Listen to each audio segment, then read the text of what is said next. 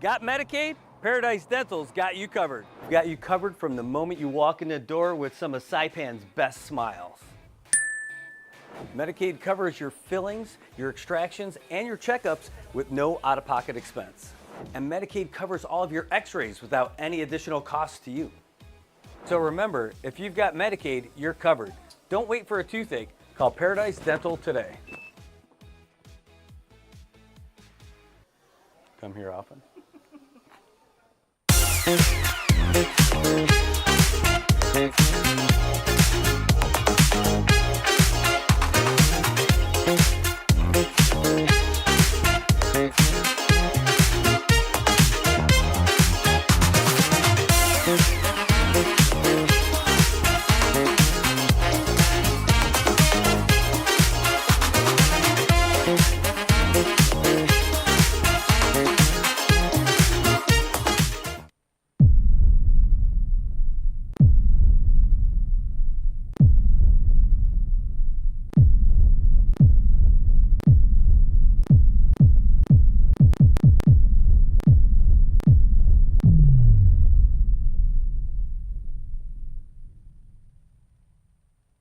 Hi, I'm Shauna Brenfleck, nurse practitioner and owner of Island Skin Solutions and Wellness Clinic.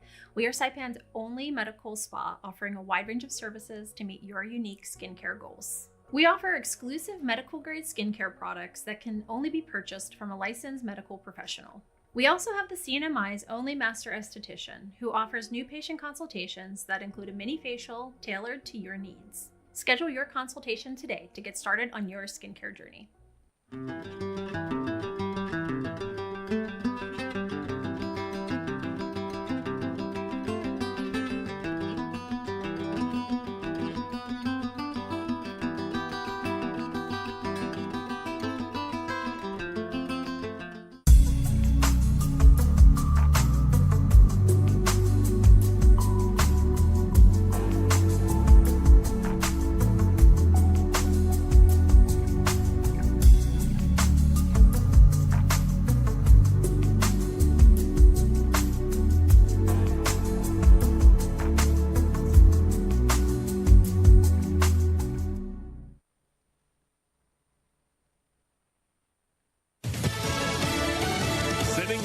Korea. I'm John Saucier, Fox News. President Trump trying to put together another summit between South Korea and North Korea. Fox's Aaron Halpern reports from the White House. President Trump says he looks forward to another meeting with North Korean's authoritarian leader Kim Jong-un. The two held a pair of summits during the president's first term. I get along with him really well.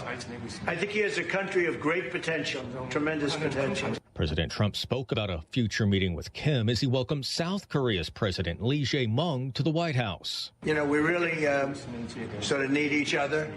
We love what they do. We love their product. We love their ships. We love a lot of the things that they make. The two leaders are expected to finalize a trade agreement that would see tariffs on South Korean goods lowered. At the White House, Jared Halpern, Fox News. Salvadorian migrant Kilmar Abrego Garcia has been arrested by ICE officials after he arrived for a check-in at the agency's field office in Baltimore, Maryland. He's planning on being sent to a third-party country like Uganda. Fox's David Spunt is at the scene with the latest. His friends and family insist he's a Maryland member from El Salvador living here illegally.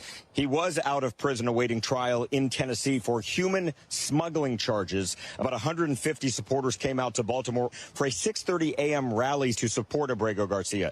DHS officials have indicated Uganda is in his future. A judge previously said he couldn't be deported to his home country over fear of gang violence, but he's facing these human smuggling charges in Tennessee. He was brought back here. His case has risen above all others, primarily because he was deported to El Salvador, not only by mistake, but without a court hearing.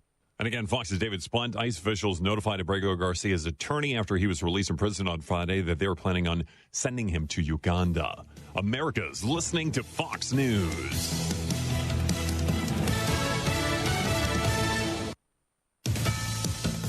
Israel's prime minister reacting after a bomb. From the Fox News Podcasts Network. Hey there, it's me, Kennedy. Make sure to check out my podcast, Kennedy Saves the World. It is 5 days a week, every week. Download and listen at foxnewspodcast.com or wherever you listen to your favorite podcast. Bombing at a hospital in Gaza. Fox's Ryan Schmelz has more. Prime Minister Benjamin Netanyahu says Israel deeply regrets the bombing at the Nasser hospital Monday that's killed at least 20 people. Calling it a tragic mishap, Netanyahu says, quote, "Our wars with Hamas terrorists, our just goals are defeating Hamas and bringing our hostages home." Among those killed were several journalists, including a freelancer for the Associated Press and a reporter for Al Jazeera. Dozens of journalists have been killed while covering the war between Israel and Hamas. In Washington, Ryan Schmelz, Fox News. President Trump's special envoy to Ukraine speaks out after a meeting with Ukrainian President Volodymyr Zelensky. Fox's Kristen Goodwin with more. Special Envoy to Ukraine, General Keith Kellogg, explaining officials are working very, very hard on efforts to end the Russia-Ukraine war. Explaining at a national prayer breakfast in Kyiv, officials are hoping to get a position with security guarantees that address Ukraine's fears of another invasion by Russia in the future, saying that's a work in progress. Ukrainian President Zelensky taking to social media to explain he and the general discussed how to use pressure to get Russia to hold real talks on ending the war, which has gone on for more than 3 years. President Trump recently saying he was working on direct peace talks between Ukraine and Russia, but Russian officials pushed back, signaling this wouldn't happen anytime soon. Kristen Goodwin, Fox News. President Trump saying last week he expects to decide on the next steps in 2 weeks if direct talks aren't scheduled. And this evening, SpaceX is planning to launch Elon Musk's Starship on a 10th test flight after a problem with the company's ground systems that forced them to cancel an earlier liftoff Sunday. This giant rocket at the heart of President Trump's dream to send humans to Mars, developing a safe vehicle for the mission, part of the equation, preparing humans for a round trip that could last up to 3 years. I'm John Saucier, and this is Fox News. This is Jimmy Fallon, inviting you to join me for Fox Across America, where we'll discuss every single one of the Democrats' dumb ideas. Just kidding. It's only a 3-hour show. Listen live at noon Eastern or get the podcast at foxacrossamerica.com. If you see something, say something. And stay anonymous. Call Crime Stoppers at 234-7272 or submit a tip online at nmicrimestoppers.com. No names, no caller ID, no recordings, just your info. And if your tip leads to an arrest, you could earn up to $1,000 in cash. Your tips have helped take hundreds of criminals off the streets in the NMI. It works because of you. Crime Stoppers, we want your information, not your name. PHI is your local pharmacy serving customers in Cagman, Garapan, and Dandan since 1996. Shop PHI Pharmacy for all your prescriptions, and we even offer a large line of multivitamin supplements. Our Dandan location is open weekdays from 8 to 6 and 8 to 4 on weekends. Or visit our Garapan and Cagman locations weekdays from 8 to 6 and 8 to 1 on Saturdays. Check us out online at phipharmacy.com or follow us on Facebook. PHI is a locally owned independent community Health Mart pharmacy. Health Mart, taking the time to listen and care. As the day unfolds with laughter and cheer, Brad's got the magic that brings us all near. Sharing tales of hope, dreams that shine bright.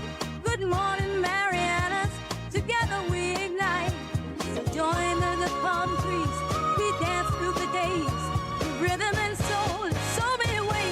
Together we rise through the moments we share.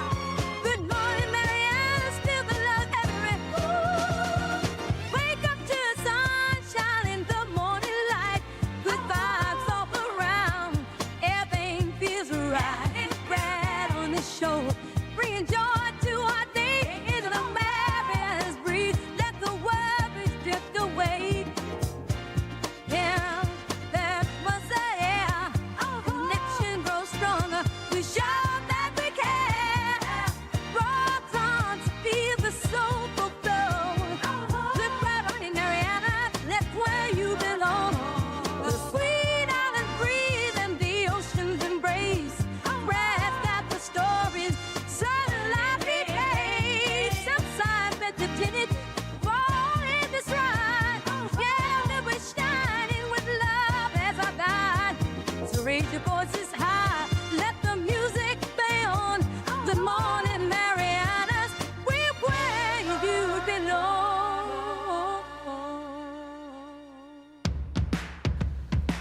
Good morning, Marianas! Holy cow, it is 7:40 5:44 in the AM here on Tuesday morning, August 26, 2025. That's the best year in history. Why? Well, because it's the one that we're in right now. Oh my God, I already got the question. Marlon, I know. We do have some info. Hey, I want to say good morning to all you guys. Thanks for tuning in, and we will talk about that truck because we got some more info about that. It's a little coming in little by little by little, but there's so much going on about it. It is so much more than just a car accident. We're going to tell you more about it when we have the details for sure, and we're allowed to release them. But I can tell you what, there's more to that pancake. There's definitely another side. Holy cow. Some of that info is going to be crazy. That guy was taking off like wild, right? All right, well, let's get it started with some of the other stuff that we got going on first. Right now, it looks a little gloomy outside. True story is that it is gloomy. It's 78 degrees outside, and it is raining in Saipan. Humidity's at 90%, and we are looking at a lot of this today over at the Saipan International Airport. That yawn that I tried to fight through, that kind of sounded like one of those AI voices. Anyway, scattered showers and thunderstorms throughout today. Today we're looking at partly sunny skies, high near 87. I don't know what part of the skies are going to be partly sunny, but I haven't seen them yet. It was like we were driving through a cloud on Beach Road this morning on our way back from Laddiebilt 24-hour fitness, trying to fitness into my schedule. All right, we're looking at a little bit breezy day today, though. Winds out of the southeast, 16 to 23 miles per hour. Gusts as high as 30 miles per hour. This is way more than what it said yesterday, so we are going to have a busy day weather-wise today. Tonight, though, it's going to calm down, but not too much. We're looking at more scattered showers and thunderstorms, mostly cloudy with a low around 76. The wind's going to die down to about 10 to 17 with gusts as high as 22 miles per hour. But a 50% chance of rain tonight. You need your plants to get some water. Just throw them outside today. And tonight, you're going to do just fine. Tomorrow, we're looking at a little bit more partly sunny skies, but, it's probably going to rain tomorrow. It's going to rain on Thursday. This is going to be our next 3 days for sure, what you see out here. So good news, bad news, that's just the news. I'm with you, Tobot. Where the heck did this come from? I don't know, but I know it's here, and you got to deal with what we got. Good morning to you, Mr. Titman of Dan. It's like you reached up and tinted the sky because it's dark out here in the morning. Luisa Cabrera, good morning, you champion softball player, you. Great to see you, too. Luisa's saying, hey, happy birthday to her big brother, Stanley Aldon. Happy birthday, Stanley. It is a great day for you as well. And Peeling Gazetbo, good morning to you. He's like, good morning, Tau Tau Sinamai, from my fellow brothers and sisters. Oh, that is great to see you all the way from Guam. Luisa also saying happy birthday to Dina Manahane out there in Texas, and Joe Henderson out in Baltimore, Maryland. Be more in the house. Just don't expect to win your first week of the season when Baltimore heads to Buffalo. I'm just saying. Prepare for a loss there, Ravens fans. If it's okay. If you guys win, I'll survive too. But I want the Bills to win their home opener. Ooh, what is that, a little Bills logo? It is a Bills logo. Somebody's a Bills fan. Yep, no kidding. I'm unabashed. This is a true story. All right. Who else we got out there? Keenan, Jaden, John, good morning to you. All the way out from Texas. Well, good afternoon to you guys. It's good afternoon, Marianas, for you guys. Eric Mopnas, veteran brother in the house. Great to see you. And, man, I'll tell you, it is a wet morning. Marlon, Bakuku, good to see you. Ooh, we'll talk about that Tacoma in just a little bit. Juan Hooka, good morning to you. Thanks for tuning in. Great to see you again. Connie Park Baza is in the house. Good morning to you. And she's saying good morning to us and the Marianas. Well, that's great. Works great. There we go. Who else we got out here? Tobot saying, what the heck's going on over there? And Some more folks. Marlon says, hey, we're heading into the rainy season with September having the highest rainfall for the CNMI. I hear that, and I could see that too. I also could see Earthquake over there on the YouTube side saying, shout out to Antonio San Nicolas Borja, a.k.a. Friday, our next mayor of Tinian. Is that what's happening? Is Antonio Borja running? Now, is that Torum? Is that Torum who's running for mayor? Holy cow, that would be really cool. I'd love to see Torum as mayor. He's almost as tall as that statue of Taga over there at the House of Taga in Tinian, which we got to see both of them yesterday. It was great when we were over there. Also, good morning to Ann Attow. Should just call her Cat Tow because of all those cat gifts she always pops up there. Although I'm not seeing the cat gifts this morning. It almost feels like we're missing out a little bit. But good morning to you. Uh-oh, what's going on with your tree? Oh, no! Your tree fell over. What is going on over there at Last Shot? It looks like the last stand for your little tree there, Shy. I'm sorry to see it. I hope it recovers. All right, well, we've got a lot going on this morning, including a request for us to give a call to Patty Arroyo over there in Guam, which we want to do, so hopefully they're ready to go. We just messaged her again to see if she's ready. Maybe we should just cold call. They're about 10 minutes away from the top of the show, so maybe we can squeak one in. Let's just try it. We'll call them cold, see if we can't get in there. Let's see. Let's give it a shot. You're going to hear the voice of Dice here in just a little bit. That's right, our favorite.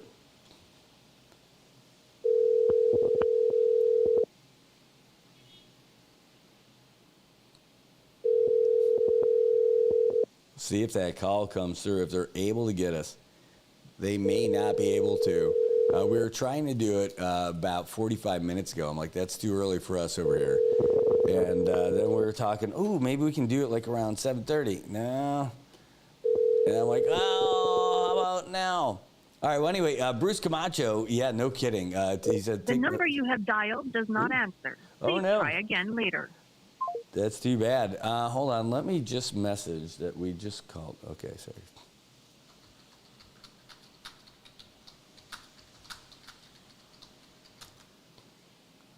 Okay. Sure. All right, we're going to call her after 8 o'clock, so that we know that that's what's happening. All right, so now we are going to be calling Will Do. Okay, let me put that in there. Okay. That's great. Will do. All right, sounds okay. All right, well, anyway, getting back to it. Yeah, no kidding. Bruce Camacho is like, take my vote, Torum. No kidding. Joe Diaz in the house. Good morning to you, Mr. Basketball. Thanks for joining us this morning. Let's get down and start talking about what's going on here in the Marianas. I don't know if this is a funny... I can't open up this link because I can't tell if it's one of those funny ones that I can't show you. But what I can tell you was not funny is what was going on the roads yesterday. And I know you saw it. I know for sure you saw this clip. Hold on. You know, somebody... We spoke with the guy who actually shot the video. And he purposely muted it. But he said, if you listen to the main video, it is really crazy because you can hear the guys yelling and screaming and all that other stuff. Hold on, let's do this. Main car one. All right, so let's get this one on here. If you guys didn't see it, you are in the minority because everyone saw it. It's like a ridiculous amount of views on it right now. Hold on, let's get this on here. Downloads, and that's car number one. But there's another one that we didn't show. We didn't post any. What is going on? Why is that all funky? Okay, there we go. No kidding. This video, it had a really weird way of opening on the screen sideways. All right, let's go up like that and pop that on the old screen right there. That's the video that we posted yesterday that folks sent to us. And that is just crazy town. Look at that. Sorry about your bike, but I'm out of here. and he is squealing. Definitely not in four-wheel drive. The way those back tires are going, and the front wheels are all jacked up. And what is going on? You know, something's all messed up. Like, first of all, you take a look at that video. Why is that other vehicle in that lane in the first place? And what is this dude in a hurry? The other guy's in the middle of the road asking for people to stop. Like, why is that guy in that part of the lane anyway? Like, what was happening? Was he turning in that way and the other guy was turning out? Is that the driveway entrance for NMHC? Is that what's going on over? Look at that guy. He's asking for help. He's like, help me. And then this guy's like, yeah, sorry about your bike, dude. I am out of here. It's awful. Like, can you believe that was, I just can't believe that was happening. So I feel like maybe that's where the old driveway is for NMHC, where some of the folks get in there. But it is messed up. I mean, it is absolutely crazy that that's what happened. And like, this is what, Saipan, I just left for a little bit. What happened? It's like you leave your house and your kids do something crazy, like in that short amount of time while you were gone. Like, I can't believe it. I can't believe it. You think that's something. That's not the only one that happened yesterday. Somebody else, I think, was thinking of the good old days when we used to have Beach Road go all the way through to Puerto Rico, because they just went through. Now, for this one, this is a different story. It's not as crazy as what happened with the other one. And we did check with DPS. I'm like, hey, were there any injuries on this one? Because I don't want to be telling any jokes about it. They're like, nope, they didn't go to the hospital or anything, no serious injuries. But it's still not a happy scene when you see this. This is what happened. They were cruising down Beach Road and just kept going. American Memorial Park says, no, you can't go over here. These guys said, oh, hold my beer. Yeah, nobody was arrested for DUI or anything like that either, but you could see they hammered that thing and ended up over the top of it. Holy smokes. What was going on yesterday? And why is it both of these black cars? Like, is it something about small, dark, like compact cars that was just looking for a beating yesterday? Because my goodness, yeah, between that Tacoma incident and this one, Saipan was Oba yesterday with that. Zoe says that's the driveway for NMHC. There you go. Thanks so much. Appreciate that. Yeah, that would explain then why that car was in that lane, because that would be like, what's going on over there? Tobot says that truck wouldn't go far. Ball joint is jacked and it'll leave a trail to his destination. Yeah, hopefully. Yeah, exactly. Exactly. He's like, why in the world? Marlon says that bike got double tagged. That is so awful. Hey, Peeling Gazette says congratulations to our newly graduated doctor, Saipan board, Dr. Josh Dela Cruz Diaz. Congratulations indeed. Well done. Yeah, JJ Semin says, holy crap, just be glad those guys aren't insured with you guys, because then you're going to have to pay out for that. No fault. That is clearly their fault. Something happened there. I don't know. Did the brakes go out? Were they not paying attention? How much were you texting if you just kept going straight? You know, hopefully maybe it's just that the brakes went out, and since nobody got injured, seriously, maybe that's the best thing that could have happened, because they didn't run into anybody else or whatever. So hopefully that's it. Saipan, be smarter on the roads today. That's all I can say. Take care of yourselves out there today, Saipan. We can't afford this kind of stuff all the time. But here's what we can do. We can afford, definitely, to take ourselves a good trip around Saipan. Be careful out there. It is wet out there in the Saipan roads. With all this rain, you don't want to mess around. So keep your heads up. Keep your eyes up off of your phone. But it's so boring. I know, hey, trust me.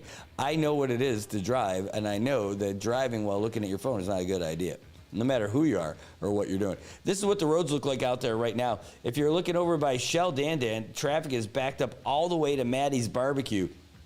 That is not fun. So don't try to pass anybody for a quick spot because you're not going to get anywhere very far. It's going to be Maddie's Barbecue all the way to Shell Dandan, looking like it's a parade for McDonald's and the Kansas City Chiefs, all that red and yellow out there. And as you head over to the college, you get more of the same. Everybody's stopping to take a look and selfie it up with that new student center that's going to be opening up this year. Can't wait for that. As we head down the hill over to the intersection that matters at the home of place where connections matter. IT&E over there by Challen Polly Arnold, which is Middle Road for all of you guys, and CMG. It is not too shabby. It's a little bit slow if you're coming down the hill, but that's not that bad. Starting to slow down a little bit out the intersection by us, by AK Toyota's former place, the future home of Triple J. It is looking pretty good over there. And even over there, it's starting to slow down a little bit by MHS. School starts at 9 o'clock, but teachers and students trying to get there early, trying to swim their way to school on this wet and rainy day. Even looking a little bit rainy over there and a little bit slow going by Mount Carmel. Not too bad at all. And even Hopwood's looking mighty fine. So let's go up and head up to Chalman Senior Martinez, where that's not looking too bad at all. A little congestion over there by where, and over there by the parents trying to drop their kids off by SIS and making their way over to Susan's Catering. That's looking like the place to be today. All right, let's go back road. And everything's looking pretty good, even by the home of the Canaries. It's a little bit slow as you get closer to Atkeeds Drive, but everybody should be fine over there. Everything looking mighty good over there on the backside. Even the Rodeo Drive area of Saipan by New Sarah Market, Zen-U Market, and Capitol Hill Market. It's all looking good. Green all the way around.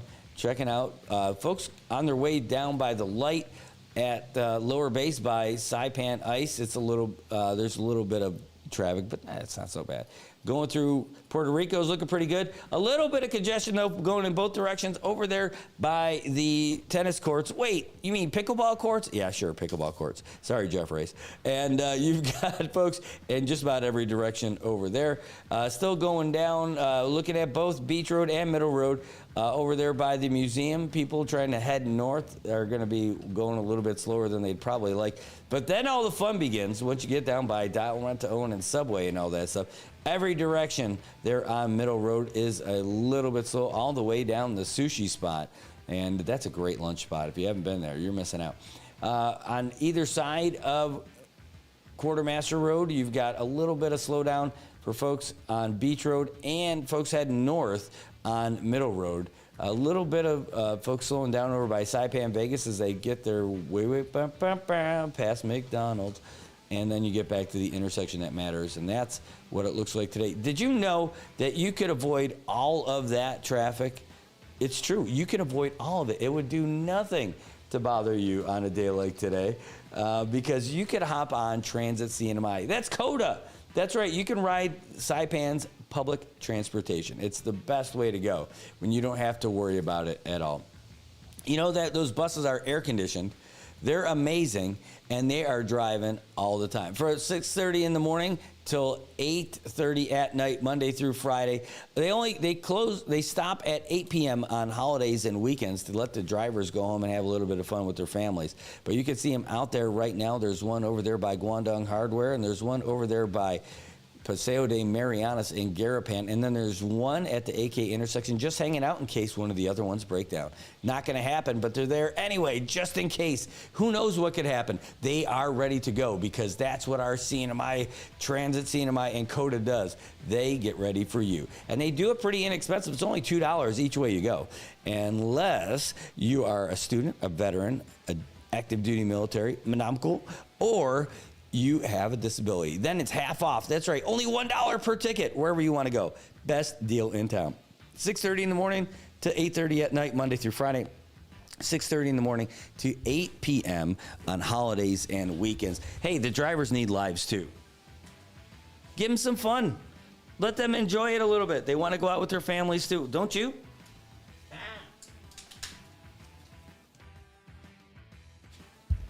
Well, I totally understand that. So I'm cool that they got it. And you can check out where the bus is anytime by hopping online. You can see it right there. And you can check them out for all the details, all the updates that they have in our Commonwealth just by looking on their social media at Transit CNMI. You can check them out on Instagram and on the Facebooks.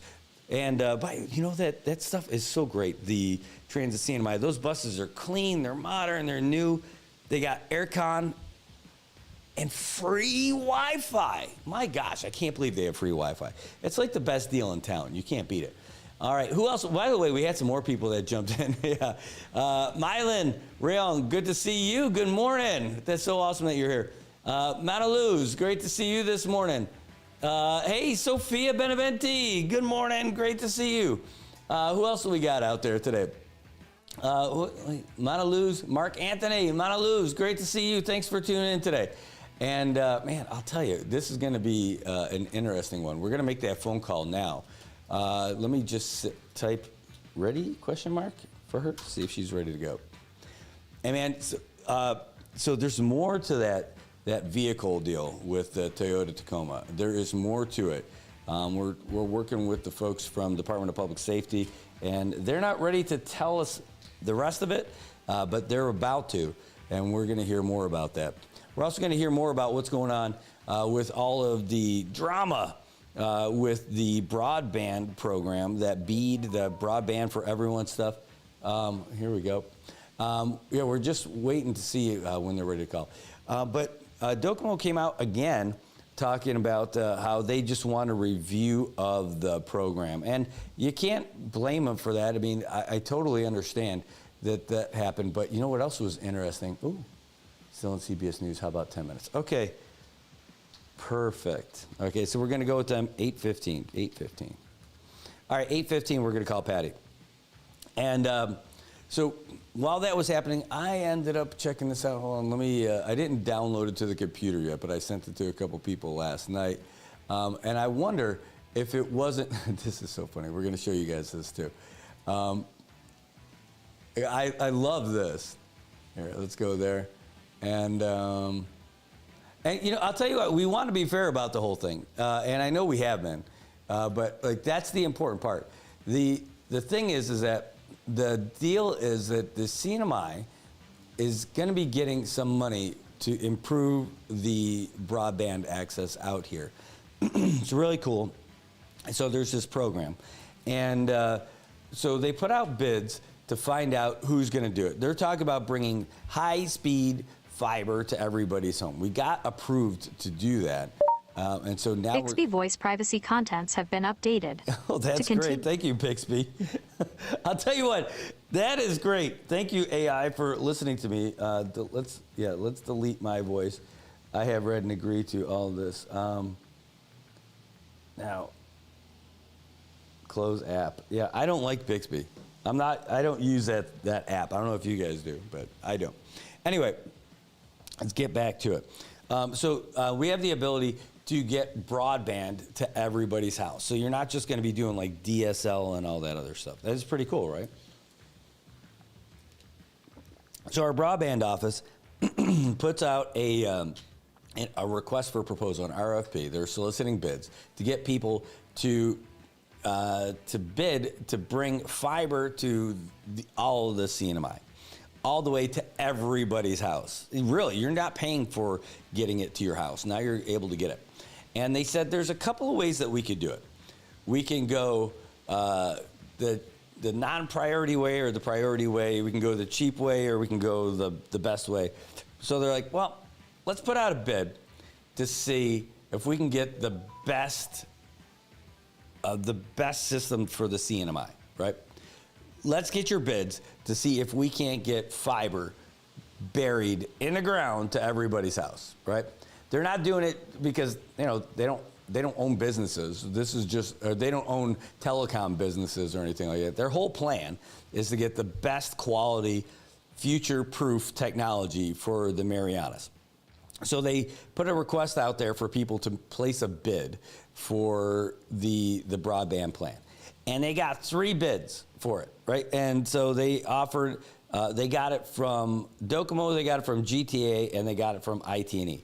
So now Docomo's bid was like $90 million, GTA's bid was like $60 million, and IT&E's bid was like $30 million and change, right? So they say, all right, IT&E's winning, so we're going to open it up for public comments. Public comments comes out. Excuse me. Public comments come out, and Docomo was like, yeah, we don't think you guys did this the right way. We think you guys should have went the cheaper route because President Trump said that he wants you guys to go cheaper and not worry about the technology. So then they put in this other bid for like 1.7 million or 1.8 million. And the broadband office is like, yeah, that's nice, but we're not interested in that. We're trying to be like future-proof with all fiber and everything like that. And so then, Docomo comes back and says, hey, that's not cool. We still want to do this. And and you think you should do that. So now the guys from broadband reach out to the guys who are going to give them the money, the NTIA. And NTIA says, yeah, that looks good. So you can move forward with it. So they move forward with that $30+ million thing, put it out to public comments, and that's where all this stuff comes out. So keep in mind, the CNMI is going to get a full network from off island to your house with buried fiber. So it's not going to be hanging on a pole, and it's not going to be the coaxial cable, the same stuff that you get for like cable TV. It's going to be buried underground. Great. And so they didn't get the bid. And the funny thing is, the guys from Docomo, also, we just got this press release last night. We didn't put it out yet, but this is what we are going to be putting out today. In fact, do I have it here handy? Or do I got to download it again? 1 second. Let's see. I got it last night, but I thought I downloaded it. I thought I sent it to somebody. No, I didn't. All right. Well, I'm going to pull it up on the phone. We just got the email. We'll read it together with you guys. Because Guam also had a program for this. It's called like broadband for everyone. So it's to make sure that every kid basically has a fair shot at getting the broadband. Here we go. This is the email that we got from Guam Governor's Communication Director, Press Secretary, Crystal Paco, San Agustin. And here we go. Sorry, we're going to open them up. And so check it out. Oh, not that one. I'm not going to put it on the transit screen. Here we go. But this is what came out from Guam's office yesterday, last night. And they were saying, yeah, underground defeats aerial zoom. I'm with you on that. I totally agree. But you can tell because of what happened after Typhoon Mawar 2 years ago. It took forever for Docomo to get their signal back up again, or get their connectivity up all over the place. I mean, it was just bad. And I'm not telling you anything you don't already know. If you got friends, family in Guam who experienced it, it happens. And that's not a knock on them. Hey, they do a good job doing business and everything like that. But that network's just not as good with storms, right? If you're hanging it from pole to pole versus buried stuff. And then even their CEO said that the buried fiber is better than aerial coaxial cable, right? So that's it. Anyway, here's the announcement from Guam. Guam, they did it differently where they awarded it to different companies, piece by piece, right? Who got it? GTA, IT&E, and Starlink. So Docomo didn't win any of that either. So I don't know what their plan is, but their plan, here's what their plan is. And this is from the governor of Guam. Listen to this. These awards, they just announced in Guam that GTA, IT&E, and Starlink all got a piece of this bid. And it says, from the governor, it says, these awards represent approximately $5 million investment into the island's telecommunication infrastructure through the BEAD program to expand access to reliable, high-speed internet across the island. These funds will support the deployment of buried fiber, the most reliable, future-proof technology to connect 1,367 eligible unserved and underserved homes and 175 community anchor institutions, including schools, libraries, health facilities, and other essential community hubs. And provisional awardees include GTA, IT&E, and Starlink. It says it right. This is just the island to the south of us in the CNMI. We're there, by the way, their annual budget, you know how we're talking about like what our budget's going to be for our government and like 120 some million or something like that. Theirs is over like 1.2 billion. Yeah. But they say it right there. These funds will support the deployment of buried fiber, the most reliable future-proof technology. I mean, that's it. And this is coming from Governor Lou Leon Guerrero. She says, today we take a major step closing the digital gap in Guam. Reliable broadband is a necessity for education, healthcare, and economic opportunity. By choosing underground fiber, we are not only building resilience against storms, but also strengthening national security. Reliable, protected communication networks are critical for Guam's role as America's forward outpost in the Pacific. Thanks to this program and the hard work of our team, every home and community anchor identified as unserved or underserved will finally have access to the modern connectivity they deserve. Stop playing politics, Docomo. You lost. I mean, that's it. You didn't win in Guam and you didn't win it here because you went the cheap route. This is it. Guam wants buried fiber. We want buried fiber. The guys who just got the snot knocked out of them because of a typhoon and had to deal with that service, they said, no, we don't want aerial. Nice try. I feel like it's the ending of Willy Wonka, or Charlie and Chocolate Factory. It wasn't the final ending, but it's when they basically just got dismissed. That's it. Like, it's no, thank you.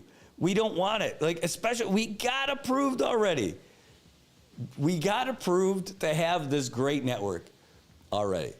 So what's the deal, right? In fact, that's what I want to pull up over here too. You guys are going to watch me do my boring search for this clip on here. Darn it. This is the kind of thing I need on my fingertips. And I thought I had it. Maybe I deleted it off of my one-touch screen over here. Hold on. Dang it.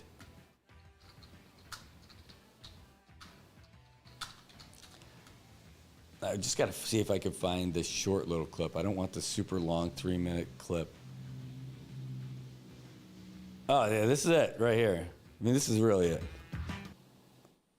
It's all there, black and white, clear as crystal. You get nothing. You lose. Good day, sir. That's exactly what they need to hear. That's the deal. We got... so stupid. I know. But I mean, that's it. The people of Guam want this. The people of the CNMI want this. Look, I understand you didn't win. It's sour grapes. It sucks. It's not exactly what you're hoping for. But look, the deal is that everybody wants this good stuff. All right, we're going to call Patty over there in Guam. We're going to give her a ring right now. Wait. Sorry. Wait. That's not the number. Sorry, wrong number. Sorry. Oh, no, stop calling. Stop calling. I got to call her on the other one. Brad Rosala is joining us. I thought you were going to call us on the station line, but I'm glad you turn up the volume. I'm glad you're here. Hey, Brad, is that you? I could call you on the other line. As I clicked it, I'm like... I just got a new... I'm just joking. I didn't. Are you there? Yeah, let me call you. I'll call you on the other number. I meant to call you on the other number. All right, go ahead. Let's do that. Let's do that. Thanks. All right, now we're going to try this again. All right, so we were going to talk to her right there. Here we go. Let's try it again. This is their studio line. We're going to ring them up.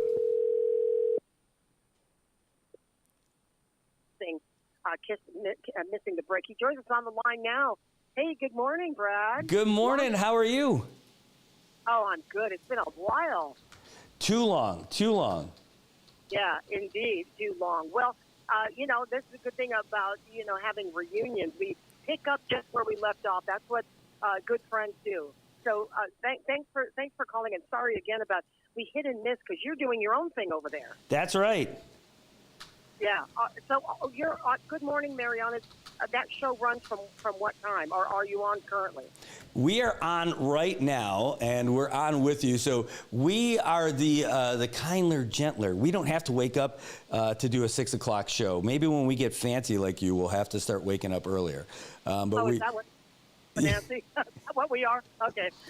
Oh, you're the cooler version. You guys are like real deal stuff. We're just growing and trying to live in your image of all your awesomeness. But we end up starting at 7:30 Monday through Friday, and some days we get there earlier, and a lot of days we end up going later. But 7:30 seems to be about the right spot.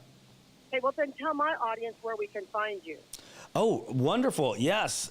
Check us out on the NMI, Northern Mariana Islands, NMI News Service. We're on Facebook, we're on Instagram, and we're on YouTube. And soon, we're like just one coding thing away from launching our website. And if you don't have social media, that's the place to watch it, because whenever we stream live, whether we're out in the field doing something or we're doing it from the studio, whenever we go live, it goes live on our website. All that testing is already gone. It looks cool. But if you check out our website, you're just going to see a password, so you're not going to be able to get in. But there won't be a password once we launch officially, and that's nminewsservice.com. Okay, I'm actually on YouTube. I actually found you. It's just me figuring out where I'm going to find you for today's program. But I'm in it.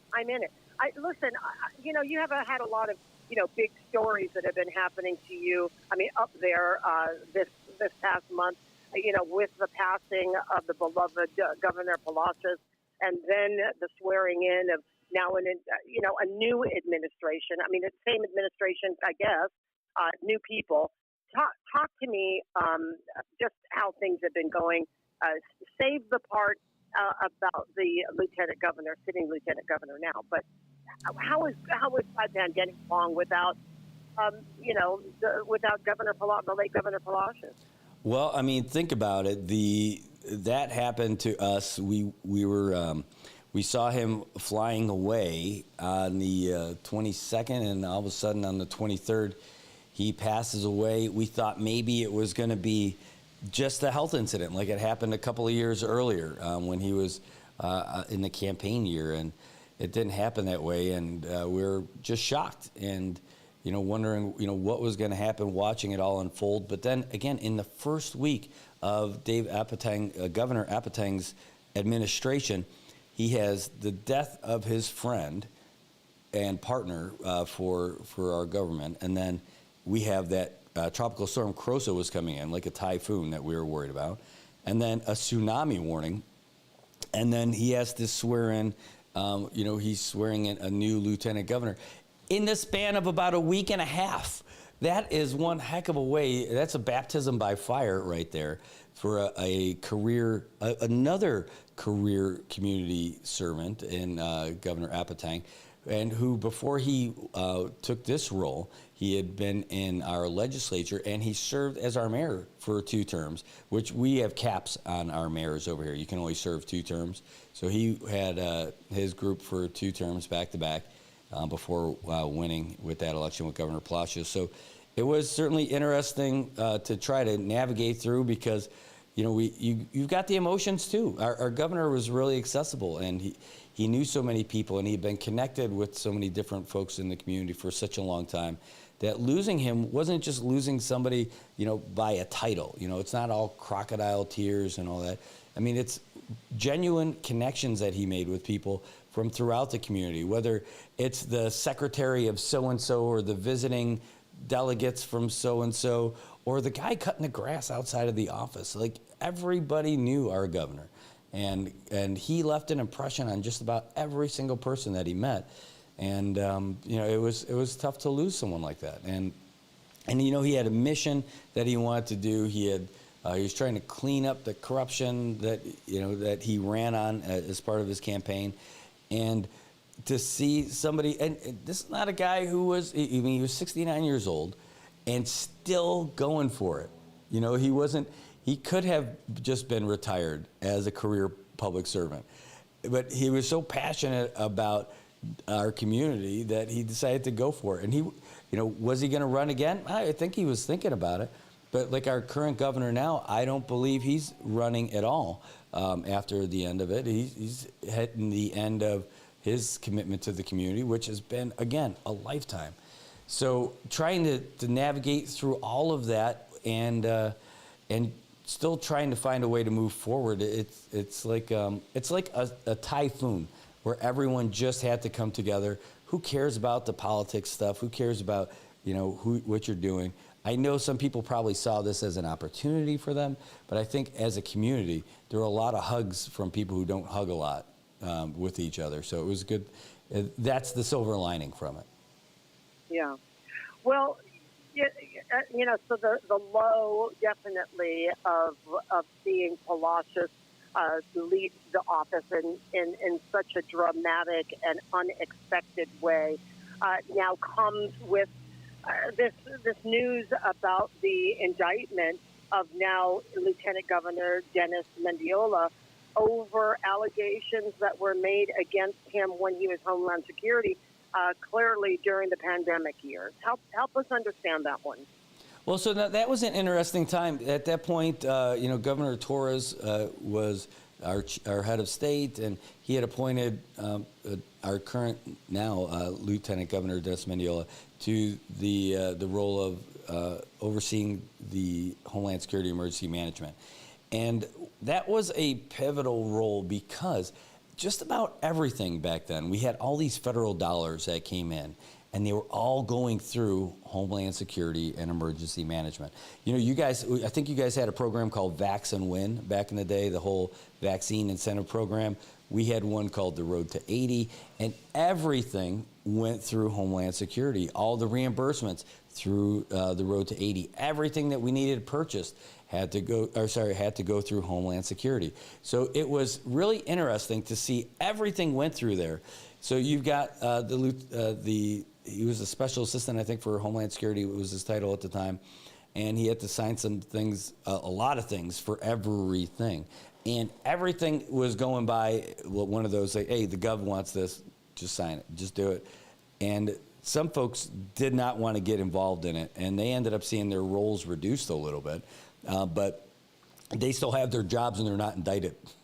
So and a couple of the people that I saw on that same indictment, I also don't think that they were really the shot callers for this kind of stuff. I think that they were getting paperwork shoved their way to sign off on this stuff for some of the procurement for rental cars and things like that.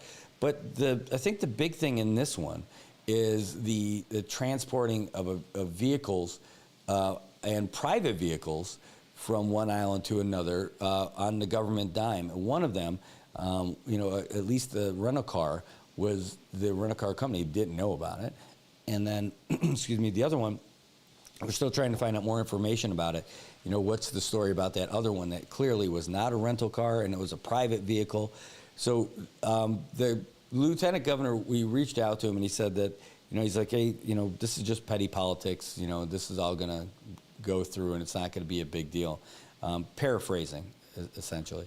But, it remains to be seen, like, what's actually going to come of it. The other thing that's happening is that Governor Torres now, he was under investigation for all the travel that he did while he was the governor, and then all kinds of purchases and everything. But in the court system, they were going through to talk about the travel in particular. And one of our local judges, we have the Superior Court and the Supreme Court here. Our Superior Court made a ruling that the Attorney General's office could no longer prosecute this case because it violated the separation rules between between the Attorney General and the prosecutors, and that said that there was the person that they had hired for it, special prosecutor turned Assistant Attorney General Jim Bob Kigman, and Chief Solicitor Robbie Glass, and Ed Manabusan, our Attorney General, excuse me, he said that there wasn't a sufficient separation between them. So anyway, the Attorney General's office appeals that, takes it to the Supreme Court. Supreme Court just now turns back a ruling that says, nope, that's an error. The Attorney General's office can still prosecute this case.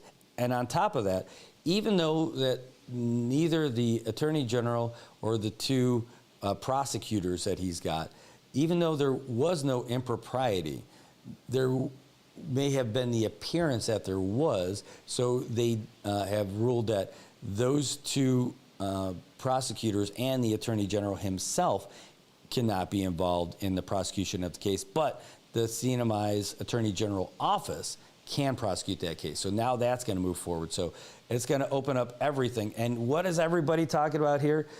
The general election is coming up next November. And why did it take so long to get all this stuff happening? So is it politically driven? I don't know. Is it finally justice coming? I don't know. I think we just have to kind of watch all of this. But I think it's a little bit of everything. And, some things just become better than TV. Well, that's true. I mean, there is no question that sometimes timing is everything, right?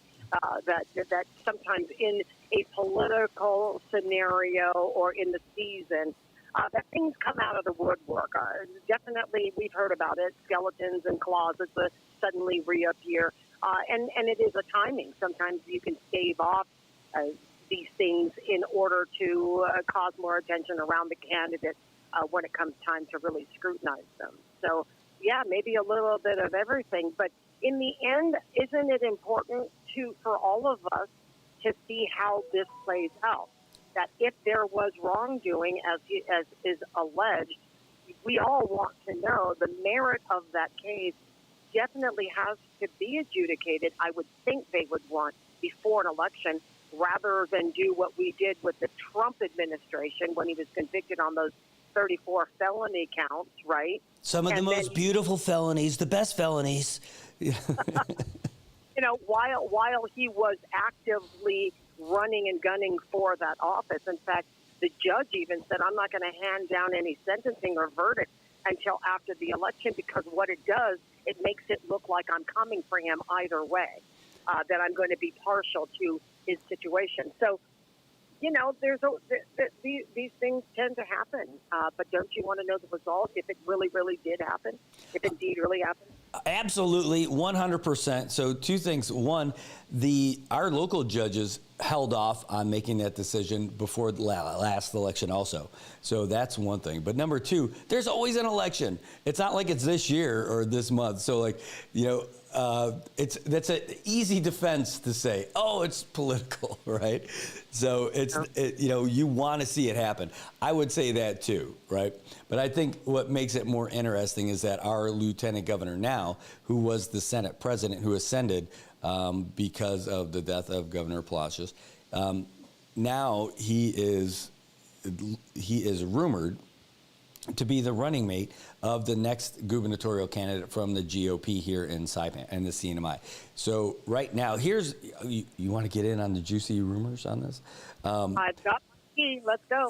Okay, so Governor Torres, former Governor Torres, the rumor is that he wants to run again. It's not just a rumor. I mean, they've got family members reaching out to people asking for support and all that.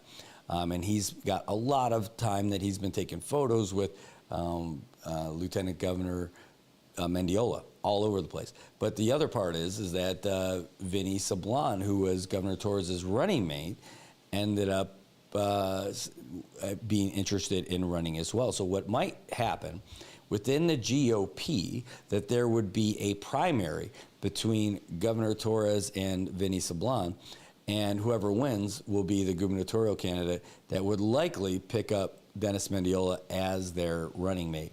So that's the little scoop. That's the chismis of this situation. And then, of course, whoever loses, like if Governor Torres were to win, Vinny would support him, and they would they would support each other. And they're trying to get that party back on track after a pretty dismal performance 2 elections ago. A little bit better during the midterm, and now in this general election, they're going to see if they can roll that momentum that they've got into getting the top spot again. And then it's going to be all new folks running. It's not new folks, but we're not going to have the same governor in 2020, in January of 27, when whoever the new governor is raises his hand, because Governor Appleton is not going to run again. So we've got B.J. Attow, that's Blas Jonathan Attow, is going to be running with Edmund Villagomez. So you've got the current House Speaker with the former House Speaker, 2 guys who are the top vote getters for years on end. I think Edmund Villagomez, I think that's 7 terms in a row that he's gotten all that. And in the biggest precinct in Saipan. And they are going to be running together. And then the GOP, it's a question of who's that going to be. And now there's also, rumors going around, and at least the conversations are happening about Senator Selena Babauta and making a gubernatorial run, or maybe partnering up with somebody else as their lieutenant governor. And who could that be? The rumor mill says could be Attorney General Edmund Manabusan, who's bringing these charges. So you don't know. I know this. It's better. This is the best TV show ever, Patty. No, yeah, Dice is understanding the degrees of separation here. I'm looking at her, and she's like, I know all these people. Now, okay, so there's another point here. Although the former Governor Torres has been cleared of the investigation done by the FBI, he still is on the hook for other charges that can proceed, right, for misconduct, right, and theft of government funds. Is that not still an active case? So what's happening now, the one that just got cleared, was really just the tip of the iceberg from the government's case against the former governor. And this one all revolves around travel and the rules on the books that the governors, that you're not able to get first-class travel. And so then the governor's legal team's defense on some of this is that, hey, we reached out to the Attorney General when the Attorney General was advising him, and he said that's not a problem, and now he's turning around and prosecuting him for that. So the other part of that is the First Lady, not a government employee, but flying on government travel funds. What are the rules on that? And they seem to be a little fuzzy. So I think this is going to be a big thing because they never really, there's all these counts, they never really got squared away. And that's just one thing. All the theft, all the other stuff, all the misappropriation, all that's all would be a different case by different folks. Now, Jim Bob Kingman was here, and they brought him in just to do anti-corruption stuff.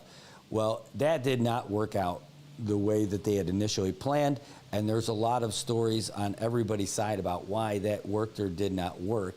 But now they've got this lady in who is really on a tear, and she's starting to meet some people in the community, but she's definitely not trying to lay down all those roots before she just gets down to, she's not here to just enjoy the islands and the beauty of Saipan. She's in there, she's doing the Miley Cyrus, she's coming in like a wrecking ball to try to take a whole bunch of these things on. So remains to be seen what happens. I've seen a lot of people fly into Saipan with their capes being told that, hey, we need you. And sometimes that just does not work out. Okay, so I remember reading something about them not actually announcing who this person was, but I saw a photo which seriously looked kind of like a mugshot. It looked like it was a candid photo is what I mean, not that she had been involved in any kind of criminal activity in the past. God, I can see myself getting sued over it. But I just see, I saw this picture was kind of a candid one, and it didn't look like or assumed to be a professional kind of photo that you would attach to an announcement of somebody that has just assumed an office. Right. So you're right. And so I went looking for a better photo of her. I'm like, they did not do her any justice with that photo. It's probably one of the worst provided photos. I've got a photo of her. Let's see if I can't pop it on here. Okay. There, it's not a very big photo. Oh yeah, it's not that bad. So here, if you check us out on YouTube, there's a little bit more of a delay than our Facebook, but she's on the screen right now. And then somebody's going to be like, hey, you were on the screen on that show. Yeah, you were. Sorry. But this is a way better photo that it was easy to find on Facebook. I'm like, or not on Facebook, but like on the interwebs.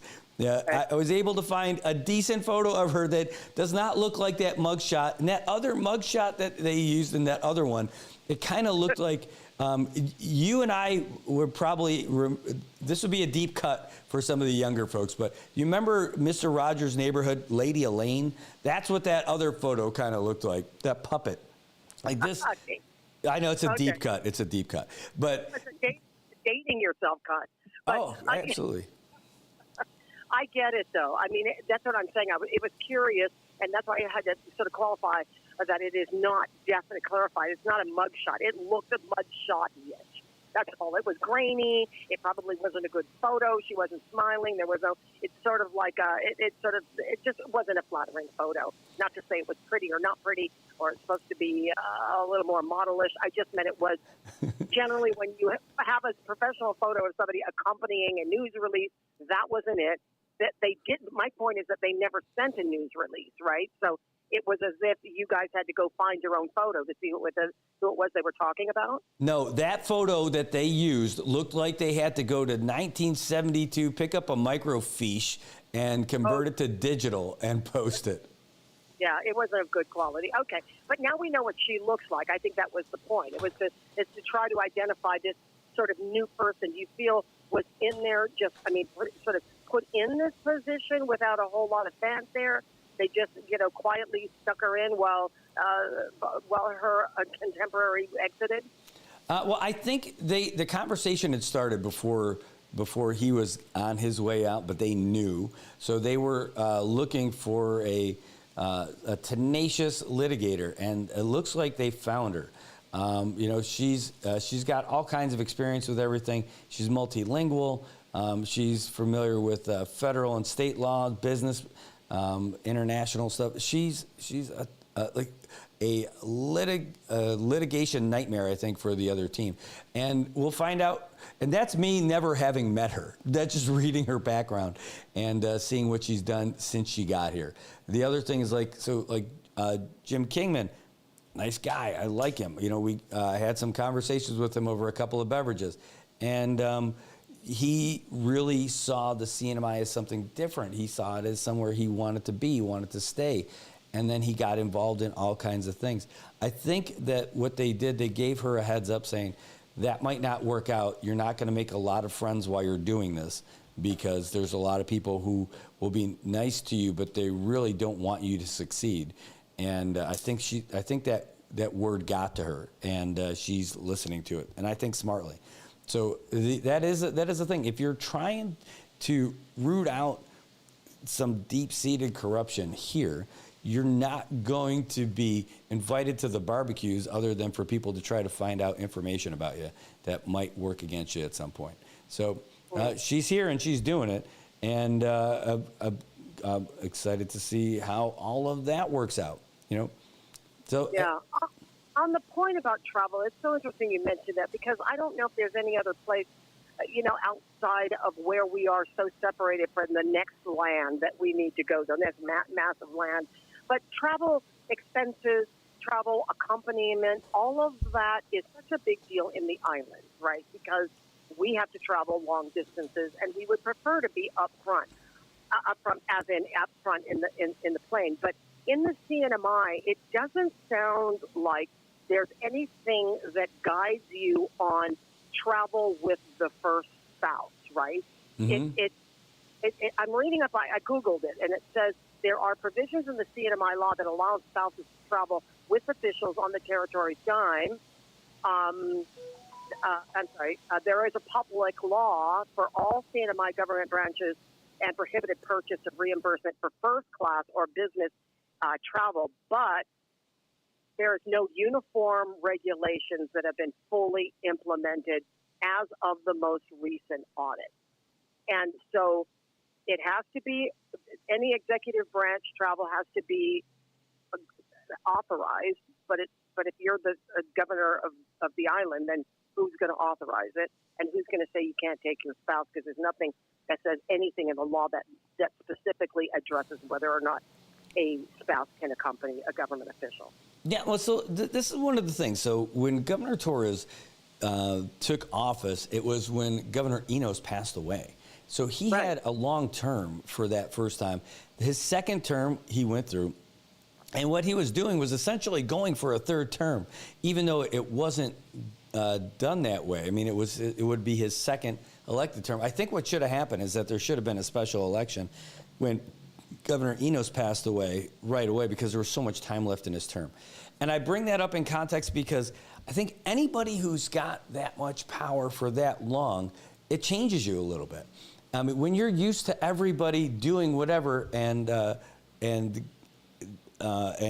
feeling praise for doing it, like people want to do that, and then it becomes less of by this regulation we're going to do this, and it becomes hey, Gov wants you to do this.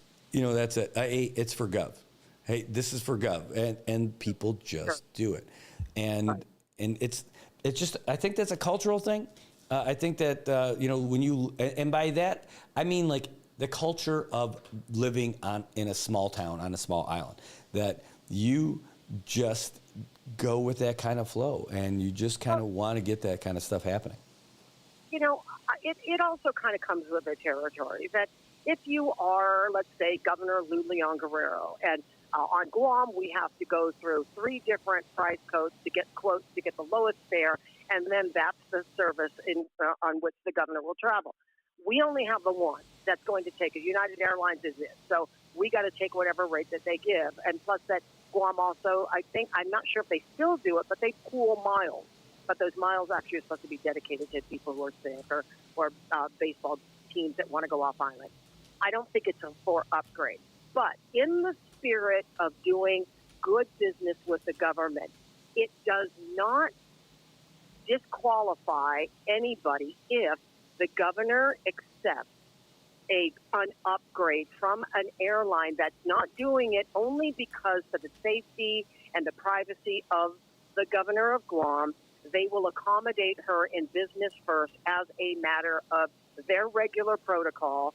There's no money exchange. There's no, special advertising rates that will be given. There's no special treatment they're going to get for landing fees. It's just extending a courtesy to the governor. She gets front row parking. We're going to put her in the front of the plane, period. And it's for her safety and for her privacy. And I don't see how anybody can argue that that is just that's just a convenience, or you couldn't consider it a gift by United Airlines to be able to accommodate the governor for long convenience. And I think also I don't know if it's a provision or a policy or just an understanding that being as comfortable for the executive or for the government employee in long travel comes with the process. You know, if you're sitting in row 52 middle seat, for 8 hours and then a layover and then another 10, somewhere else, it is very cumbersome. Well, I think it depends on who's on your left and right. But yes, I'm with you on that. But with this case in particular, this wasn't about courtesy upgrades. This was about straight out purchases of business class tickets. And then I think the legislature at the time they spent a lot of time interviewing people like with the governor's security detail, basically beating up on the lowest level guys to try to get that answer from them. Well, were they in business class? Well, I'm not sure. Well, do you know what a business class ticket looks like? Yeah. Do you know what section they were in? No. Well, how were you able to keep track of them. Oh, I had them in I could eyeball them. I'm like, all right, so you knew what they were. They spent so much time trying to get the police officers or the personal security details to trip on their own words to say that the gov was in first class, when they could have just called somebody from, when they had the boarding passes, and called someone in from United just to say, hey, is this a first class ticket, right? No, so they beat up on somebody who's making about $16,000, $17,000 a year to get to that point. And what ended up happening, they didn't get the answers that they wanted. They never got to the people that they really wanted to get to, and they ended up running out of time. So, this law that prohibited our first class travel from that was signed before Governor Enos was Governor Fitiel. He put that in there, and he's not somebody who would really want to sit and coach either. And Governor Enos wasn't somebody who was paying for first class tickets either. And a lot of it is just because you don't want to. The expense is one thing for sure, because it's a lot more. Otherwise, we'd all do this. But we ended up doing. It looks bad, when you're flying with everybody else. Now, totally separated from all this, if we take a degree of separation, if I were the one who was doing it, I wouldn't necessarily want our head of state riding in the middle seat in row 52, right? I love the idea that it happens, right? I mean, this is somebody who, if they're going to D.C. to testify and do all this other stuff, I would want them in a comfortable spot so that they could represent us the best they can. If that's idealist thinking, hey, so be it. But if the rules say you can't do that, then yeah, that's different. If the rules say you can't do it and you go out and buy it anyway just because that's who you are, well, that sucks, and that's why we have these laws that take care of that.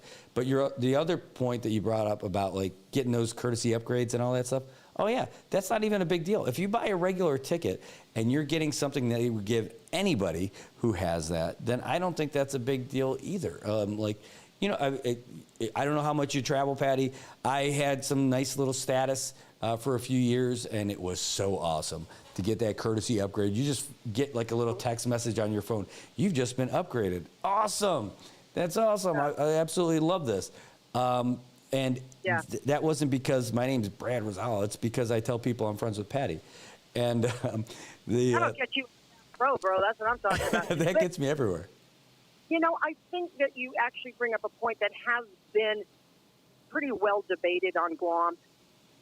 When you travel, and I think I've just driven home this point, that when you travel from far places, it means everything for whoever you're sending, particularly if it's a governor having to, get off the plane, or somebody having to get off the plane and go directly to a venue and then make a presentation or be lucid enough after jet lag to be able to perform on behalf of, the people of insert state here, right?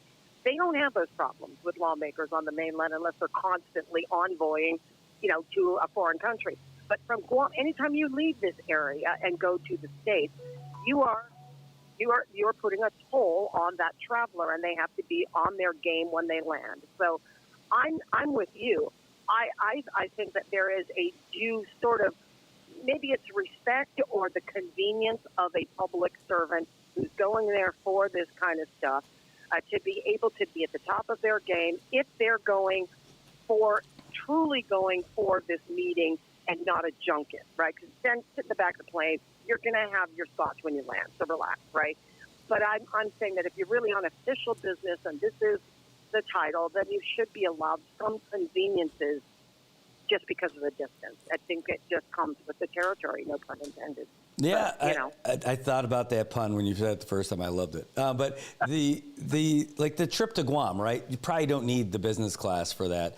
I mean, you get your orange juice and your coffee, and then you're in the air and you land already.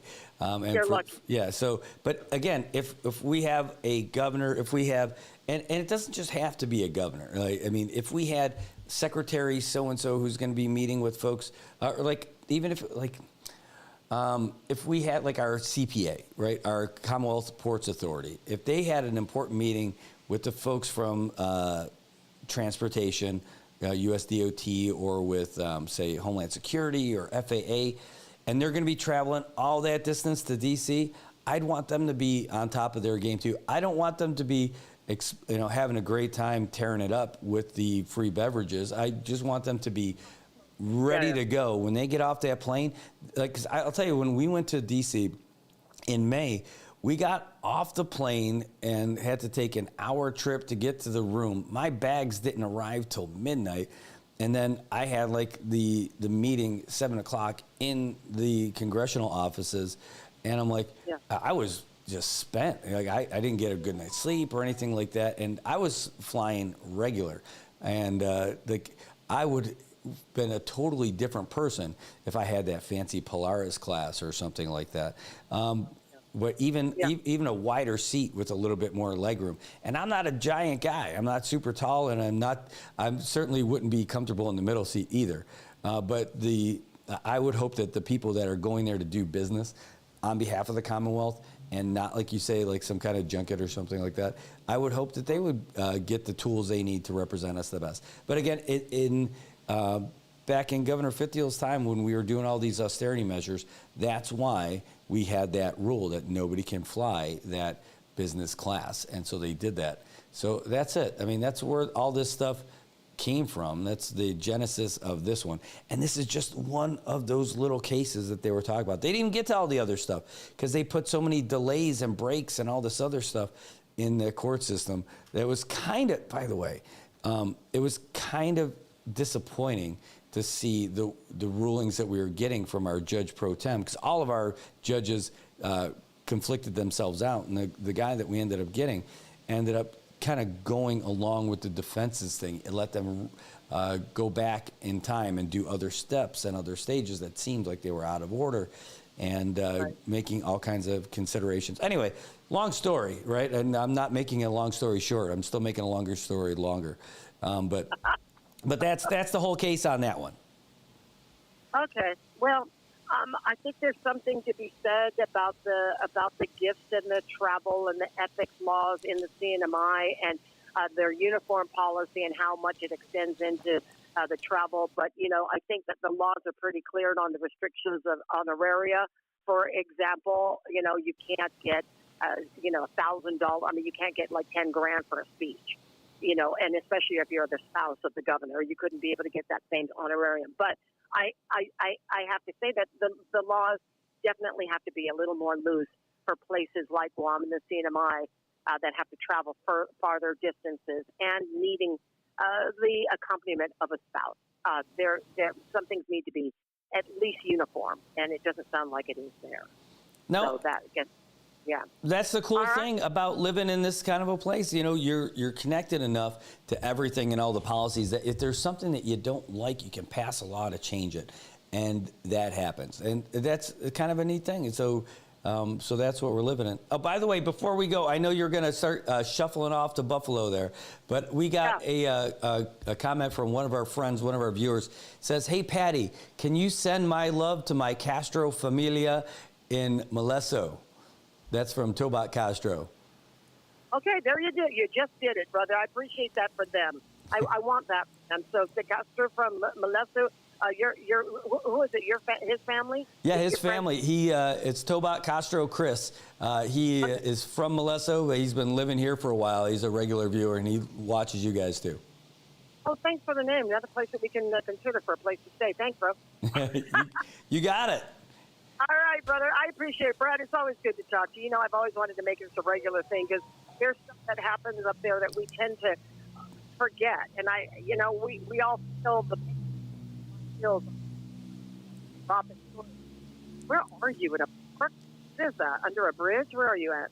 Are you driving? No, I just heard you going out a little bit too.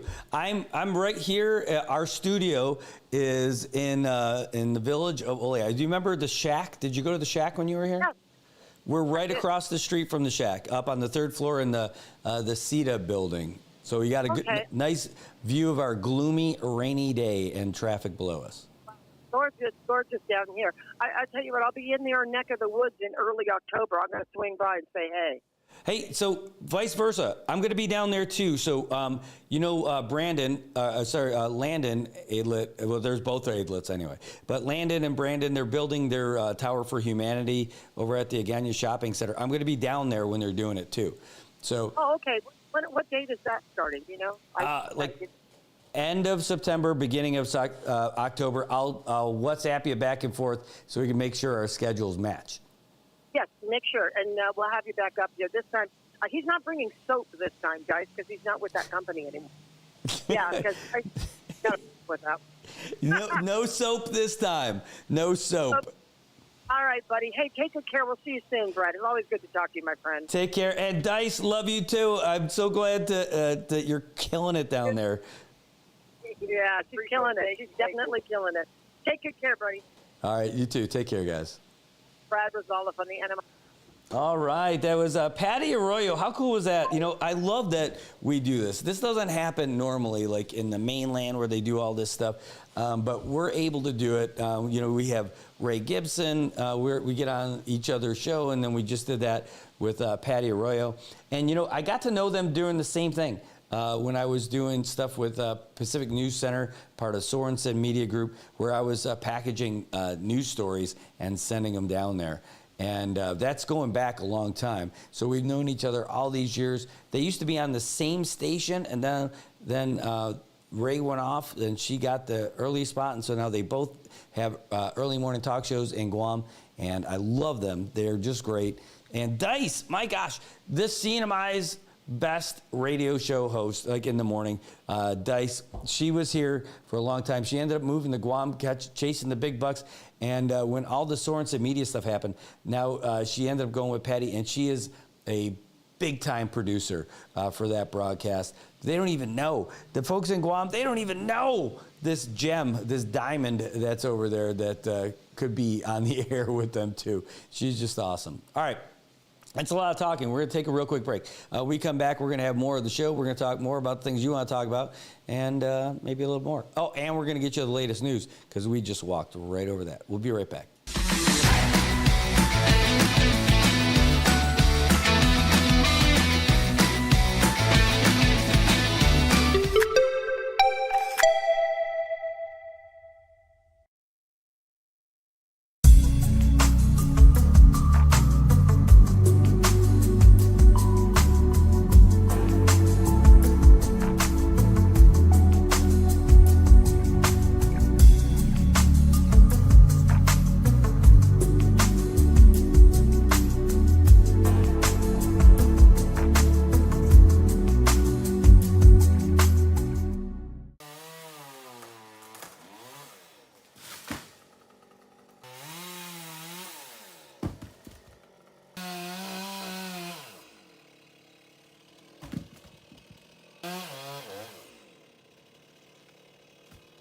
Got Medicaid? Paradise Dental's got you covered. We've got you covered from the moment you walk in the door with some of Saipan's best smiles. Medicaid covers your fillings, your extractions, and your checkups with no out-of-pocket expense. And Medicaid covers all of your x-rays without any additional cost to you. So remember, if you've got Medicaid, you're covered. Don't wait for a toothache. Call Paradise Dental today. Come here often.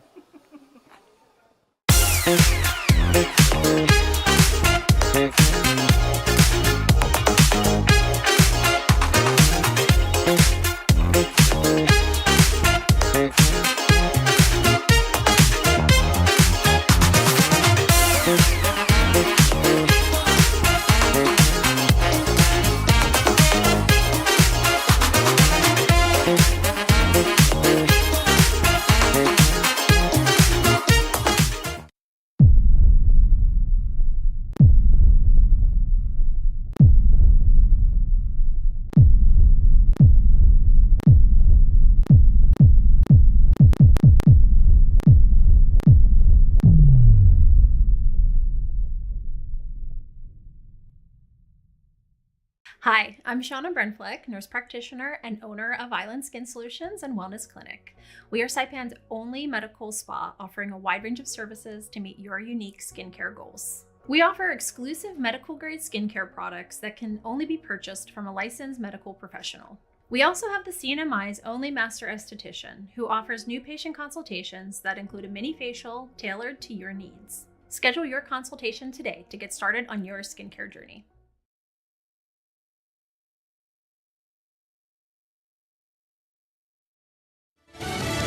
Could be deported again. I'm Lisa Lacera, Fox News. Kilmar Abrego Garcia, the Salvadoran migrant the Trump administration admitted was deported by mistake, arrested by ICE agents after he arrived for a check-in at the agency's field office in Baltimore. His friends and family insist he's a Maryland husband, father, and a good person. The government says he's MS-13, a notorious gang member from El Salvador, living here illegally. He was out of prison awaiting trial in Tennessee for human smuggling charges. About 150 supporters came out to Baltimore for a 6:30 a.m. rallies to support Abrego Garcia. DHS officials have indicated Uganda is in his future. A judge previously said he couldn't be deported to his home country over fear of gang violence, but he's facing these human smuggling charges in Tennessee. He was brought back here. His case has risen above all others, primarily because he was deported to El Salvador not only by mistake, but without a court hearing. Fox's David Sponge in Baltimore. The Trump administration made a deal with Uganda earlier this month to take in deportees.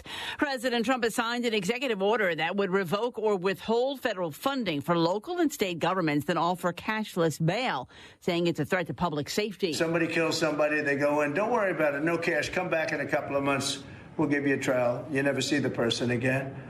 And, I mean, they kill people and they get out. Cashless bail. They thought it was discriminatory to make people put up money because they just killed 3 people lying on a street. Proponents of eliminating cash bail say it's a penalty on poor people, suggesting the wealthy can pay their way out of jail.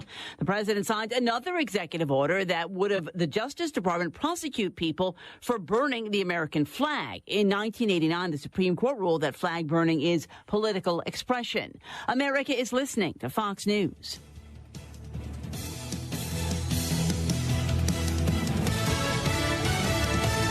It's the Will Cain Show. Watch it live at noon Eastern, Monday through Thursday on FoxNews.com or on the Fox News YouTube channel. And don't miss a show. Get the podcast 5 days a week at FoxNewsPodcasts.com or wherever you download your favorite podcasts. Florida officials have arrested another illegal migrant for driving a commercial vehicle with a license issued by another state. Law enforcement near Panama City Beach, Florida, now have Roberto Carlos Vergara Cervantos in custody and under an immigration hold. He was found to be an illegal migrant driving a big rig. Despite being illegal, another state issued him a commercial license, says Florida Attorney General James Uthmeyer. And if you have obtained a driver's license from one of these sanctuary states like California, Washington, or in the case of the driver from last night, New Jersey, those licenses are no good here. Earlier this month, an illegal migrant named Harjinder Singh allegedly killed 3 people when U-turning in a big rig on Florida's Turnpike. He was found to have a CDL from California. In Miami, Eben Brown, Fox News. Kraft, Mondelez, Coca-Cola, and several other major food companies have won a lawsuit that accused them of designing ultra-processed foods to be addictive to children, causing chronic disease. Health insurance and related costs may go up soon. A new report finds in Affordable Care Act individual plans, insurers are planning to raise prices by about 20% next year. The Kaiser Family Foundation says it could be even higher than that unless Congress renews certain tax credits before the end of the year. A benefits consulting company, Mercer, says they surveyed employers on this, and about half said they were going to pass on some higher health insurance costs to their employees. And some insurance companies have been recently complaining in conference calls, blaming costs in part on more people receiving more care, increasing visits to emergency rooms where care is more expensive, and the high demand for expensive obesity drugs like Ozempic. Fox's Jessica Rosenthal. Musician Lil Nas X has pled not guilty to 4 felony charges after police say he assaulted officers who approached him while he was wandering the streets of Los Angeles in his underwear. I'm Lisa Lacera. This is Fox News.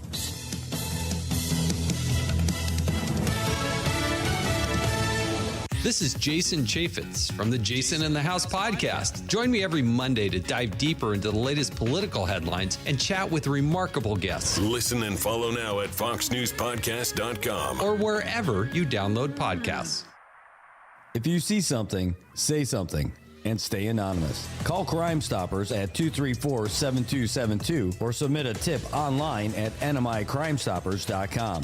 No names, no caller ID, no recordings, just your info. And if your tip leads to an arrest, you could earn up to $1,000 in cash. Your tips have helped take hundreds of criminals off the streets in the NMI. It works because of you. Crime Stoppers, we want your information, not your name. PHI is your local pharmacy serving customers in Cagman, Garapan, and Dandan since 1996. Shop PHI Pharmacy for all your prescriptions, and we even offer a large line of multivitamin supplements. Our Dandan location is open weekdays from 8 to 6 and 8 to 4 on weekends. Or visit our Garapan and Cagman locations weekdays from 8 to 6 and 8 to 1 on Saturdays. Check us out online at phipharmacy.com or follow us on Facebook. PHI is a locally owned independent community Health Mart pharmacy. Health Mart, taking the time to listen and care.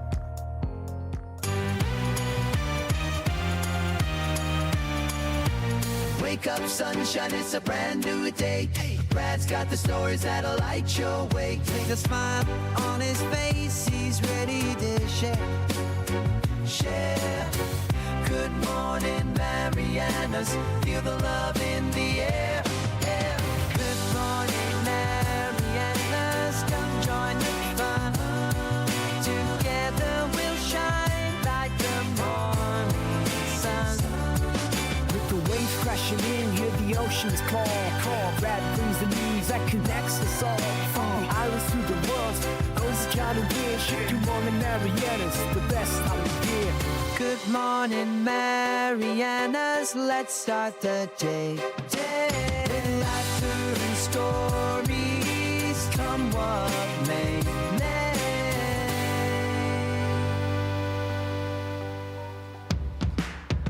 All right, welcome back. It is Good Morning Marianas. It is 9:10 in the morning, and boy, do we got a busy day today. Once we're done with this, we're going to get some stories out there that have popped up, some of the stuff we talked about this morning, actually, and we're going to get everything up on our social media sites so you guys can see them. And again, that website's so close.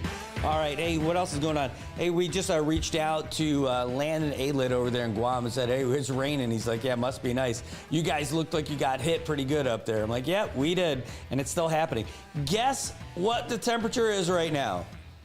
Well, I know you could just look at your computer screen, but here's the deal. Here's the deal. I lost. Anyway, 76 degrees outside right now at the Saipan International Airport. So humidity's at 97%. 76 degrees! My goodness, it is not hot. Yeah, Louisa says, I think I'll make corn soup. It's a good day for it. Yes, it is. Today's a good day for corn soup and other things. Let's find out. It is August now. Let's do the math. September, October, November, January, February, March, April, May, June, July. I mean, a lot of July babies. No, that's not right. I skipped over some months. September, October, November, December, January, February, March, April, May. We're looking at May. May. We got some, looking for all these babies in May. Yeah, 77 degrees. You are close. And maybe after you eat that bowl of soup, it'll be 1 degree hotter. My goodness. Yeah, is... The WhatsApp comments are on point right now. They're great. You guys don't get to see all of those. And some of those is not proper to share. That's just fine, though. But, hey, at least you guys are all caught up with everything that's going on with our weather right now. And you just got the news update. But what we should do now, just while you're out there on the roads, it should be a little bit easier now because kids should be in high school already. We're going to take a real quick look at the roads. Even though it's all rainy and nasty, still that's going to slow things down a little bit. You're looking at the intersection by the old AK. It is a little bit slow in both directions. Not too bad, not too bad. But people are just waiting. Do not be in a hurry. It will not help you. If you really want to get somewhere fast, get a boat and hop on the water and cruise through the lagoon. And we're going to pull back all the way because we're seeing a whole lot of nothing out there. It's a little bit slow as you make your way over by Caris Pool Villa, Saipan. That's right, over there by Chalantun Joaquin Doi, it is a little bit slow. People in the neighborhood of Maddie's Barbecue, it's a little bit slow. Over by the intersection that matters, it's a little slow over there as well, but it's not too bad. Just take your time. You're going to be waiting at a couple of lights. The Back Island Road, Issa Drive, is looking very nice. And a little bit slow in Puerto Rico, not too bad either. Everything else in Garapan and Middle Road and Beach Road looking mighty good. That part we got going for us, which is nice. How about the bus? Well, the folks over at Transit CNMI giving us a great view of where the bus is right now, so you can actually see what's going on. There's the southbound bus is actually in Garapan right now. The northbound bus is over there by Joe Tendandan. And then there's one by the Old AK intersection just waiting for anything to happen. The emergency bus is there just in case. And you can find that out for yourself. You know, it's only $2 to get anywhere on Transit CNMI, wherever you're going on their main route. $2. Unless you're a student, veteran, active duty military, Monamco, or your individual with disabilities, then it's only half price. That's right, $1. Take you where you need to go along the fixed route. And they're open from 6:30 a.m. to 8:30 p.m. So you got plenty of time Monday through Friday. On the weekends, though, they come home a little bit earlier, 6:30 to 8 p.m. on weekends and holidays. You got to pay an exact change. So don't go out there dropping down a Benjamin unless you plan on bringing the whole Benjamin family with you and paying for all of them, because they are not giving you change back. You want to get more information, give them a call at 236-2682. And man, I'll tell you, when you're on those buses, they're clean. They're nice and cool with the air con, and they've got free Wi-Fi. That's right. All those messages you've been missing, you can get them when you hop on the bus. It's a good deal. And man, I tell you, if you're cramming for a big project at the office or on your way to school, you got to finish that little bit of homework assignment. You maybe got a big test. That free Wi-Fi makes a big difference. So good deal. Yeah, Chris was talking about all the rain behind us. I'm like, yeah, it's like the good old Pacific Northwest where you're out there living. It's going to be a big deal. The big Labor Day tournament's going to be happening in Tacoma, which is going to be cool. But we're having a Labor Day tournament here in Saipan as well. That's going to start this Thursday, and it's going to be happening over here at Tonko Palacios Field. Really cool stuff, because we should have some great coverage for you. So if you're watching from the mainland, you'll be able to check it out. Looking forward to that for sure. But not if the weather continues like this. That's going to put a little hitch in our giddy up for sure. No doubt about it. All right, that's almost it for what we had today. I mean, otherwise we're going to talk about the same kind of stuff, which I'm not really, isn't really a big deal. But if you got anything for us, maybe you want to squeeze in a quick phone call, 670-789-2323, 670-789-2323. This Thursday, bringing back Sip Happens again. Who is going to be in? We're going to let you guys know when we get a little bit closer, but Sip Happens returns this Thursday. It's going to be a lot of fun. We're excited to bring that to you as well. What else is happening in the next few days? Well, this is exciting stuff, because tomorrow we're also going to have, oh, really? They got moved to Wednesday? Okay. Tomorrow, we're also going to have NM Posse's Advocacy Amplified, and that's going to be at 2 o'clock, so it should be great. Oh, man, I'll tell you what, I'm not sure, but I know who's usually there. I know who's usually there streaming. Says Louisa, the MVP of awesomeness. Are you playing? Are you playing in the game? That's what I got to find out. I got to get the schedule. I got to get all that good stuff. For real. I got to get all that good stuff from these guys. That should be pretty good. All right. Well, I think that's a wrap for us, unless somebody squeezes in with a call real quick. We had a pretty eventful morning so far. We've got stuff to get to today. There is a ribbon cutting over at PSS today. We were going to be there. We would want to be there, but we're going to be with Project Buddy Check 670 at the Rotary meeting today, 11 o'clock at Crown Plaza. We got a golf tournament coming up in October, and we've got to get the word out to everybody and let them know about what the organization's all about. It's awesome. But anyway, the groundbreaking for the MHS CTE Center is going to be today at 11:30 on the campus. Looks like you're going to have to bring some boots and a raincoat if you're going to be there.